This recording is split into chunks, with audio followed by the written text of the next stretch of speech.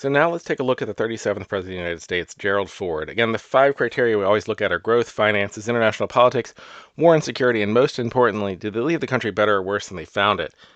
Most people think of Gerald Ford, and the immediate thing that pops to their head is the pardon of Nixon, and that is a factor we'll talk about probably when we get to better or worse. But I don't think that's the main factor of the Ford presidency. I don't think that's the main factor around Gerald Ford. I think he's both more interesting and less interesting. Gerald Ford became vice president not because he was Nixon's first choice, but because Nixon's original vice president, Spiro Agnew, was forced to resign in disgrace over a scandal completely unrelated to Watergate. And at the time, Nixon was looking for someone, at least by most accounts, when I'm reading, Nixon was looking for someone who would be easy to confirm. Ford was already a minority leader in Congress and considered well liked, and it seemed like it would be a very easy confirmation process, and it was.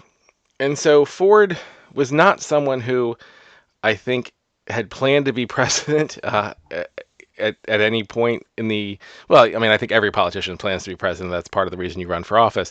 But I don't think he was thinking that he'd be the vice president for a very long time. I think, he just kind of got flung into the role. And I think it shows in a lot of his decision making.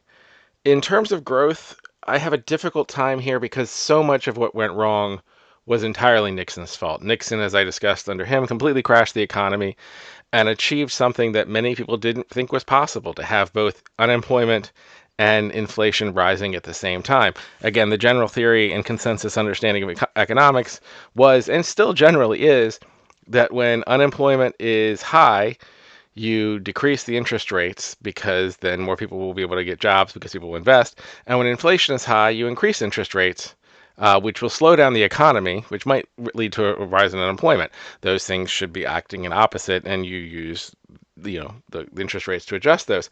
But both were rising at the same time, stagflation. So you had stagnant economy and inflation. Shouldn't have been able to happen. Nixon created a miracle. And Ford had no idea what to do with it. Ford had this whole whip inflation now with all these crazy pins. If you look around, the whip inflation now pins they're kind of funny. And he went from planning to reduce spending to fight inflation to then also wanting to cut taxes to spike the economy, to make the economy grow because he realized it was so bad. He just didn't have a clue what to do. And in his defense, I don't think anyone really had a clue what to do, but it is kind of his job, and that is something that has to be held against him. So in regards to growth and finances, you can't really give him high marks when his basic plans were both inconsistent and unsuccessful. In terms of international politics, I do think that Ford is better than most people give him credit for. I think one of the things that he was made fun of for a long time, and one of the great reasons we do the 20-year rule, even though I'm going to be ignoring the 20-year rule with at least one president, but one of the reasons we use the 20-year rule is that sometimes the immediate understanding of a decision, and even a decision for 10 to 15 to 20 years after, people might view it one way. And that, I think the Helsinki Accords fall under that. At the time, a lot of people condemned the Helsinki Accords. And I think even into the Reagan administration, Reagan was making fun of the Helsinki Accords as being soft on the Soviet Union and acknowledging that they had control of the Eastern Bloc states, even though at the point it was obvious that they did. Like, it was just declaring the sky is blue. It wasn't anything that was a major concession to acknowledge that reality was occurring. But some of the things that came with that exchange, specifically the cultural exchanges, the human rights discussions, the ability for interaction between people in those countries and people in the West to see what was actually going on and to not be completely engulfed in propaganda, did lead to the eventual uprisings that did overthrow the Eastern Bloc countries and led to the downfall of the Soviet Union. And that was, in the long run, a very positive thing, and that's something that had not happened in the past before the Helsinki Accord. So I think looking back, the Helsinki Accords, well, not perfect, well, certainly flawed. You certainly always want to get more. And I think part of the problem is when you're always arguing against the perfect, you don't acknowledge the good. I think the Helsinki Accords were on the whole a good thing. I think some of his other negotiations were less great. His work in the Middle East was so-so. There was the Yom Kippur War and the Egyptian surprise joint attack that was, maybe outside of his control, really happy early in his presidency. I do think he should be given some credit for beginning the distancing of the apartheid regime of South Africa. Um, I think a lot of the things he did on the whole, while I wouldn't say were the most positive in terms of international politics, coming off of what we've just had with regards to Eisenhower and Kennedy and LBJ and Nixon, Ford didn't create any great new messes that had to be cleaned up by those who came after him. Ford was the one who presided over the Saigon airlift as the Vietnam War collapsed, but that was not his fault. That was something that he inherited from Nixon, and I think was condemned because it went so poorly. But again, that was something that he was handed. He didn't have much control over the final collapse of it. Similarly, I do think he deserves some credit for the Rockefeller Commission, which started to bring some transparency to a lot of the um, CIA operations that had been so scandalous during the prior administrations. It wasn't as fully transparent as I wish he would have been, but I think it was a good step forward. And I think in a lot of ways, Ford does deserve some credit for coming in and being transparent over things that were certainly controversial, certainly didn't help him get reelected, but it was probably the right thing to do. I do though. As I was going through this, it struck me right away that his primary, I won't say primary advisors, but two of his main advisors were Don Rumsfeld and Dick Cheney, who will come back in this cycle, who will come back into our discussion in about 30 years, I guess, from this event, in a very different way to be viewed in a very different lens. That was one thing that really struck me as I was looking at the Ford administration as to his selections. There were lots of times I went, oh, and because I recognized the names, like that's not great.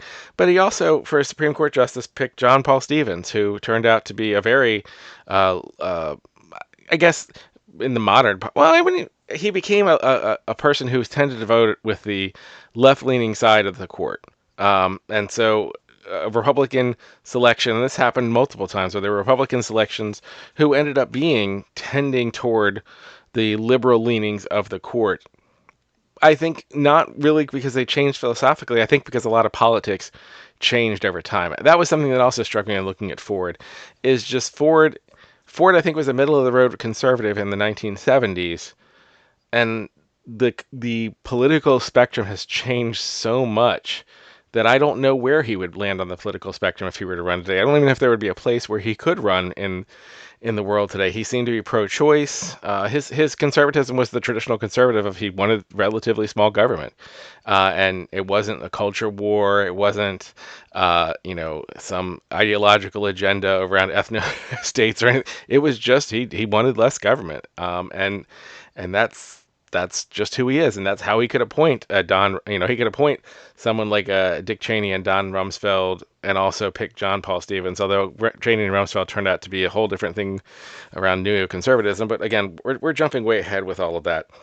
But in terms of international politics, I don't think he did that badly. I think I'm going to rate him slightly above average, only because so many people have done so badly before him, and he kind of reversed a trend without of stop doing the black ops as often. I'm sure there were things, and in fact there were things that Ford did that were sketchy, but relative to the Ford came before, maybe he's just getting a little bit of a glow because he just followed so many people who were doing so many sketchy things in the Cold War to fight domino theory and all that wonderful stuff. With regards to war and security, it's fairly solid. The withdrawal from Vietnam, I don't put on his ledger.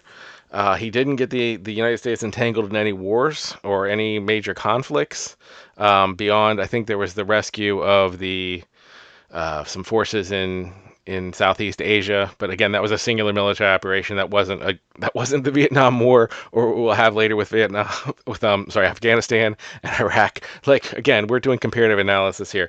I think he did a pretty good job. There was some violence around the busing desegregation, but again, I think that's part of the extension of the civil rights movement. I'm not going to knock him too much on that.